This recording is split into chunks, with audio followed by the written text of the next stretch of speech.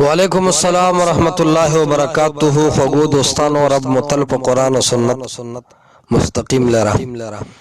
د ملګری چې کوم سوال کړه د ک صورت د محمد نوې پیدا کړي با عرب نوې د دنیا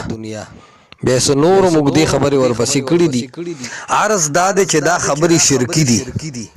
دنیا الله د چا د مخه نه پیدا کړي الله په خپل خوخه پیدا کړي دا استاد محترم شیخ د ویسا صاحب الشیخ غلام حبیب رحمه الله تعالی رحمتا واسعه اغیب فرمایل دنیا د چا د مخه نه ده دنیا د الله په خوخه ده نو بهرحال دا شرکی خبرې دي او د دې تردید الله سبحانه و تعالی قران کې کوي و ما خلقت الجن والانس الا ليعبدون انسانانو پریان ما د خپل عبادت د پاره پیدا کړی دي د چا د مخ د پاره مې نه دي پیدا کړی نه مې د چا د وجه کړی دي او کله فرمایلی یبلوکم ایکم احسن عملا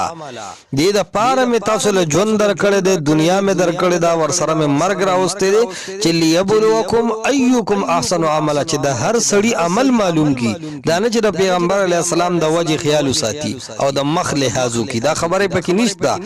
دا اصل کې د لولاک لما خلقت الافلاک روایت په بنیاد کې او دا غیب مون تفصیلی اپریشن دا روایت کړی د موضوعات الکبرى و غیره ټول ذکر کړی چې دا روایت من غلط دی